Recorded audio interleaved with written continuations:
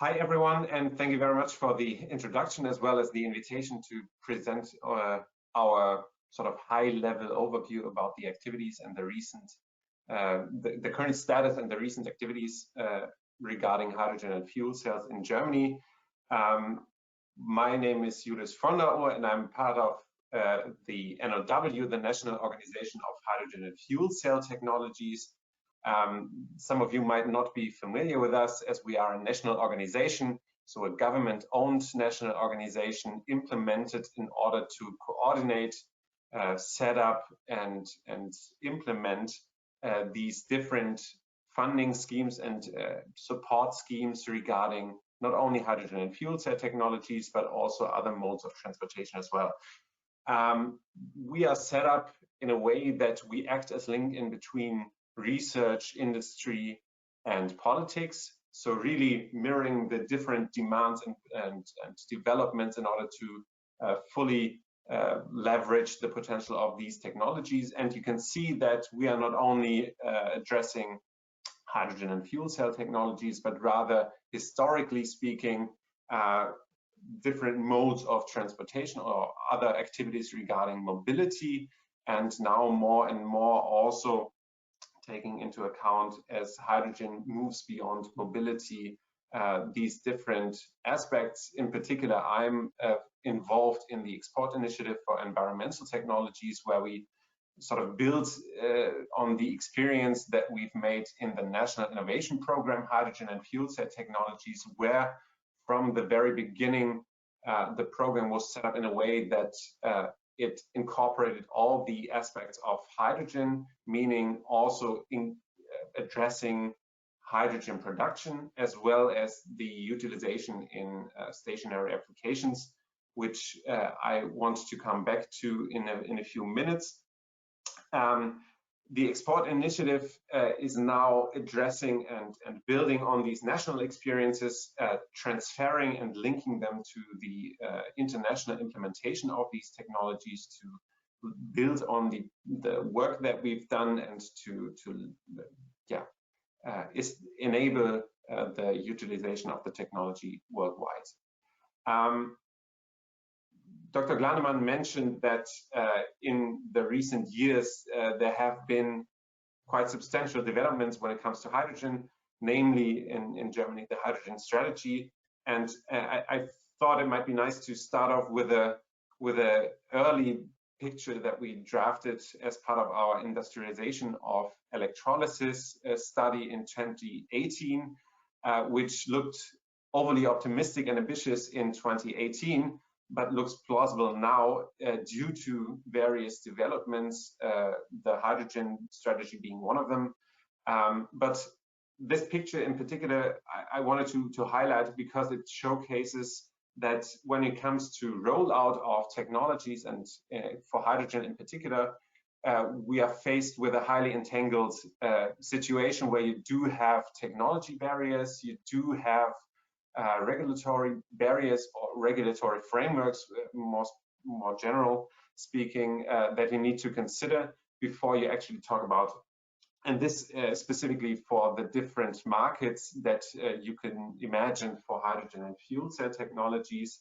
And you can see that on the bottom line that mostly the deployment and that we are on track has to do with the deployment moving now also from mobility into industry and energy applications as well, which brings me now to a quick overview about the current status. And when we talk about scale out, we have been talking about mainly about power to gas applications, which is something that is very nice and intuitive in a way, and we have made substantial progress in that regard, building and having long-lasting experiences in these projects that you can see here. These are just very schematic pictures of the different modes where power to gas or electrolysis comes into play, ranging not only from mobility but also into the grid stabilizing aspects, the feed-in into the gas grid. But it shows that when we talked about how rollout and scaling up technologies, we were mainly talking about large-scale projects with a few exemptions, the e-farm being one of them. Of course, these projects are set up in an integrated way to support these early business models, so trying to connect as many applications and end customers as possible, but set up in a fashion that is rather singular industry type of plant rather than small decentralized systems, which is something that I think is worthwhile keeping in mind before going to decentralized systems. Just a very schematic picture of why we think stationary applications are interesting and where we stand today when it comes to stationary applications or decentralized applications. Over the course of the recent years, we've managed to get these stationary systems from the status of research and development to the market introduction. And the dashed box shows that we are not there yet in terms of a fully self-sustaining market, but still are in the transition in between the market introduction and market penetration. And this is now interesting when you compare these different approaches, the more general perspective, scaling up the technologies through scaling up the scale or increasing the scale of the plants, and the scaling up through industrialization, in particular for these modular systems that are in particular interesting or relevant for stationary applications. And when we talk about stationary applications, we have a broad range of heating systems that also provide electricity to fully fledged autarky systems. And these really show the potential of the technology on a more abstract view technology perspective. This has to do with the properties of the systems that allow to decouple the load profile and load demands from the energy storage itself, and therefore allowing to extend the possibilities of high renewable electricity and renewable energy in combination with battery. So this is not on a battery versus fuel cell, but rather the fuel cell allows to extend the potential of these two technologies to offer a fully fledged alternative to diesel gensets, combined with the benefits of the technology with a long lifetime, low cost due to remote maintenance, the storage properties, no local emission, and in addition allows you to combine these primary benefits of that I stated with co-benefits by thinking about how you can integrate these small-scale systems in a way that you can, for instance, sell the oxygen that is a byproduct from electrolysis to customers such as fish farms or wastewater plants. You can think about using the oxygen-deficient exhaust for fire prevention or for storage applications. You can think about using the heat for heating and cooling. You have a small scalable design, a modular design that allows you to significantly accelerate the buildup of these infrastructures. So these are, from a technology perspective, really the benefits and the points that speak for itself when it comes to hydrogen and fuel cell technologies. The sort of applications that I mentioned, the stationary applications, are also one of the things that are most developed when it comes to implementation and installation in Germany. For talking about these stationary systems in the housing context, we have more than 14,000 systems installed. granted that this is not the scale that the Japanese with their Ene farms have managed, but we see quite stable and growing applications for these systems.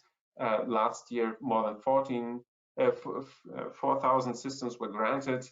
These are small systems as well as the ones for critical infrastructure, so for uninterrupted power supply, backup power systems, for critical infrastructure and telecom towers, where we have now more than 1,000 systems installed. In last autumn, the applications were for additional, so we had an application call, a funding call for more than 560 systems. This is now from the technology side, and we see on the political side that we do have a growing acknowledgement for the need for stationary applications, in particular for these now increased ambitious climate targets, so carbon neutrality by 2045. You have European initiatives, and you also have industry initiatives assessing possibilities to increase their resilience for these systems, but also to meet their climate targets. So in particular, one area that is growing significantly over the last couple of months is the demand and the application in data centers. This is now from the high level point. You do also have strong industry networks where you, in case of this clean power net, pool these resources and skills, dismantle barriers, extend the visibility also through programs such as ours in case of the export initiative. So you do have a pool of experiences covering pretty much all these applications that you can think of in terms of stationary applications. So from backup power systems, transformer stations, digital radio, oil and gas infrastructure, rail infrastructure, data centers, traffic control systems, mobile towers, on even island grids, so hotels, and so on. So this really builds the foundation why we think it's worthwhile pursuing the stationary applications in a more general sense. And just to give you an example of what this might entail for even the most established case, the mobile towers, and rather restrictive and specific case, you do see a strong growing market for mobile application, for mobile phone subscriptions. You see a growing power demand, mainly driven by the transformation or transition to 5G. This is now creating requirements for these off-grid and bad grid locations, even in Germany, that make it very attractive and make it very attractive for the fuel cells to showcase their potential, mainly due to the storage requirements with a backup power requirement for 24 to 72 hours, small unit size, and the power requirements that are very much in range of what fuel cell systems can offer today. The fuel cells, I wanted to highlight that you cannot or you can think about fuel cells not only in the sense of being able to drive solely on hydrogen, but rather having a variable energy vector range, including also methanol, methane, propane based energy carriers. And this is now creating an environment that allows not only for Germany, but also worldwide to tap into significant market potential that, if you look at the sort of business models that are upcoming, also to be the seed cell for further deployment of technologies. So if you think about the fuel cell towers being the anchor models for mini grid systems on local sites, this really shows that even for these small specific applications in mobile towers. These applications of hydrogen and fuel cells have significant potential, and this is the reason why we, under the framework of the Export Initiative, are now addressing all these different applications in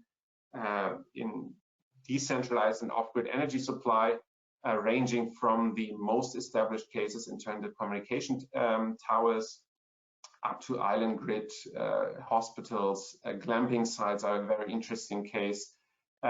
So these examples are set in a way that, or the projects that we fund and set up in this framework are set up in a way that these applications really represent a starting point, showing the potential not only for very specific applications, so ideally applications that represent markets, significant markets beyond that, ideally allowing to standardize these solutions, and applications that allow to leverage these co-benefits that I mentioned, and therefore fully unleash the potential of the hydrogen fuel cell technologies by being able and allowing to industrialize these products. The scheme that we offer, and this in light of the remaining time, in very short notice, just to highlight that the funding schemes allow you as applicants, as customers, as operators to cooperate with German SMEs and research institutes under the umbrella of the funding scheme. So if you're interested, feel free to reach out to us, and we can see what we can do for you. And I'd like to close today's talk with just an offer, basically, to you, showing how we operate within that framework and what we can offer. We select and highlight on the shown spectrum of possible applications different areas where we collect technology information from the from the experience that we've made nationally, in fact sheets showcasing the potential also globally for global markets, international markets, provide technology information that we set up in the national implementation of these technologies. So guidelines allowing you to access planning tools, scaling your application, but also showing and following procedures that are shown to easily implement and permit your technology in collaboration with the GIZ and the Chamber of Commerce, market information for international markets. We support the initiation of projects and transfer the gained knowledge of these projects, highlighting the results and the potential of the technology to really build these lighthouse characters, or the lighthouse character of these projects, as we are convinced that this is something that offers significant potential far beyond the potential of scaling the technologies through industry-sized single plants, but rather industrialized, standardized solutions, and therefore contribute to the energy transition globally. And with that, I'd like to thank you for your attention, for the invitation, and I'm happy to take any questions. Yeah, thank you, Julius. There is already some questions, clarifications mainly.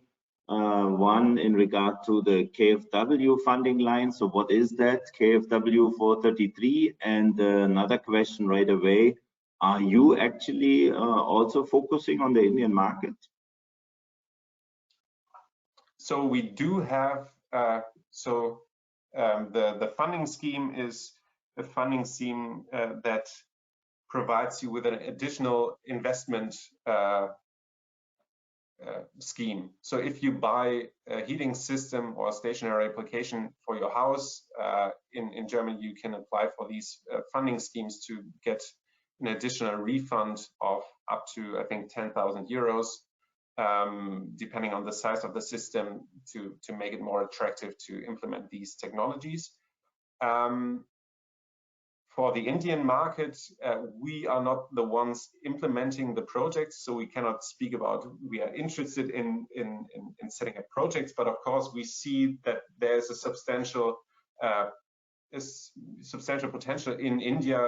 Tobias, you mentioned the 120 gigawatts of backup power systems, the diesel gensets that are installed in India. So there is potential, and we also have published one fact sheet highlighting the potential applications of hydrogen and fuel cells in India, but we're not limited to India itself. Thank you.